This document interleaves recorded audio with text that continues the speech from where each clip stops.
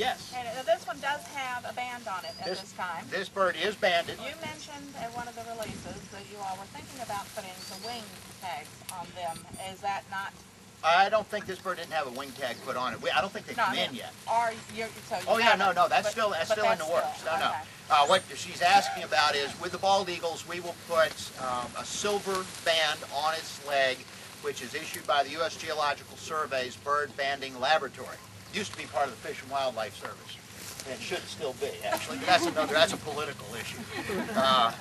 But in any case, that's a number that goes into the National Bird Banding Laboratory's database. So if the bird is ever recovered, its history can be tracked back to the moment it was banded.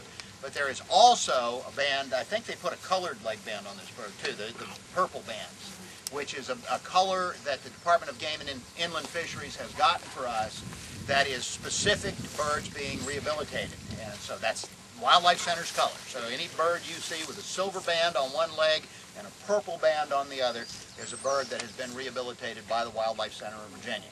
And some of those, you're saying no? I thought purple meant Chesapeake. Yeah. Okay, well then, all right, well then maybe they're getting us with the Petagio bands. All right, I'm being corrected by cult members. We are getting our own color. Purple isn't it. I thought that was the new color, but we are coming up with one that is only rehab. And that part of that will also include what's called a Petagio band. Between the wrist and the shoulder, there is a ligament that goes across, and then there's a skin flap. So when the bird holds its wings out, it actually has a surface on which to soar, like the wings of a plane. And there is a cloth band, a very durable cloth band, that is put over that flap, like the flap of skin between your thumb and forefinger, and then a little rivet goes through, like piercing an ear, to hold it in place, and that can be seen at long distances with a telescope. And they're not in yet. Apparently there's a big back order on these things. Who knew they were so popular?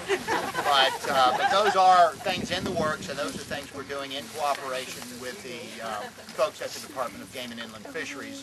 We have a banding permit that is a sub-permit under the state of Virginia's Wildlife Agency. Any other questions? Any other thoughts, denunciations, corrections, or rebuttals? All right. I just have one other thank you to make, and I'm not sure if this applies to any of you all or not, but we want to thank all those transporters who help us out, because typically we're the ones who get the calls, and so we try to be responsive and make sure we can get these birds out to the Wildlife Center as quickly as possible. But it's not always possible for us to drive all the way out there. It is a good haul from here, so we have you all have a nice network of transporters. Sleeper cells.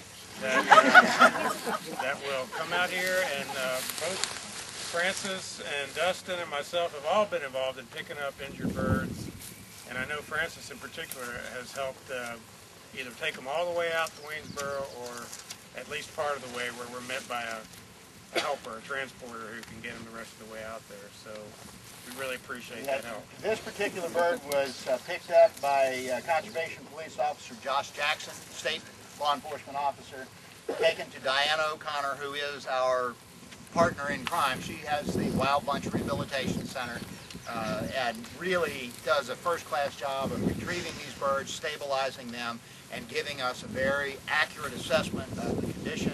And then, again, as was just said, Francis helped transport this bird. Bobby picked this bird up, brought it on to the Wildlife Center. But we do have a whole group of people who will stop what they're doing and will move these animals as they need to be. And I will tell you, like with human medicine, the first 24 hours is absolutely critical. And getting the birds in before whatever's wrong gets so wrong that it can't be repaired.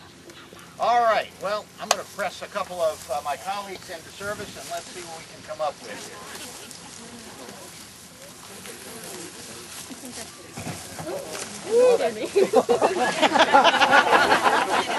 Oh, I'm not kidding. This is a great movie.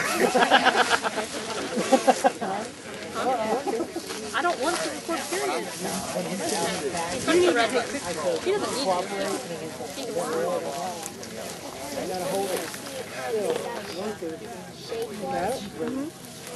So you have to hold it? Yes. No, you only push it, and then that's it. And then it's recording.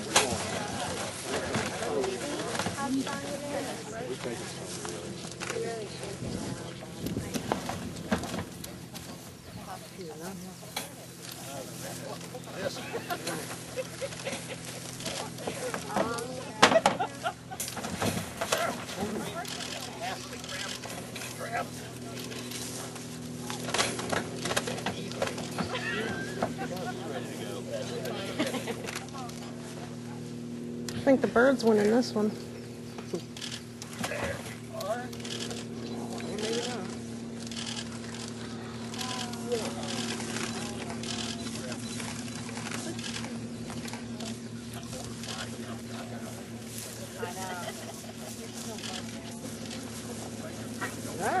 Whoa.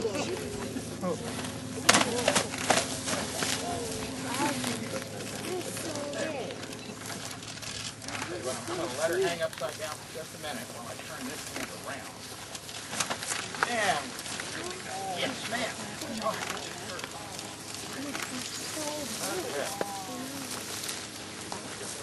it's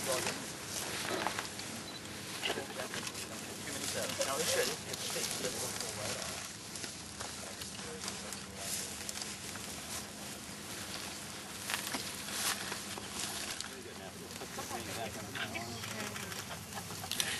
Okay. So you see those feet how kind of gnarly they look, they're not smooth. Yeah. Useful looking. Yeah, she's a hard-working woman is right. Do you have a name? No, we do not name the bird. Do you know the band number? Somebody does. It's on the website, I think.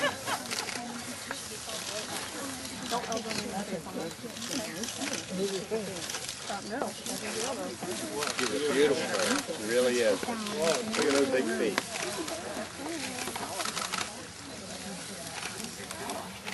You know, we saw butterflies Wow, that's pretty cool, but I bet you've never seen one this close before.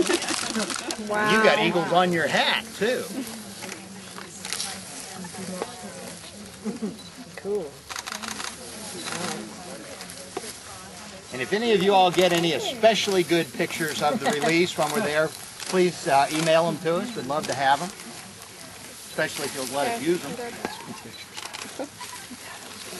Really cool. And thanks where it's due, our pals with Nessie and the Norfolk Eagle followers have supplied us with video and photographs that we've been able to use to great advantage, and we sure appreciate it. What is it? Feet? I can't see. This is good right here. So everybody get in position, and if you're tall, if you don't mind kneeling down a little bit so those behind you can see. And of course the wind's going to pick up now. All right, old girl, you ready to go? Everybody ready? On 3. 1, 2, 3. And she did just that.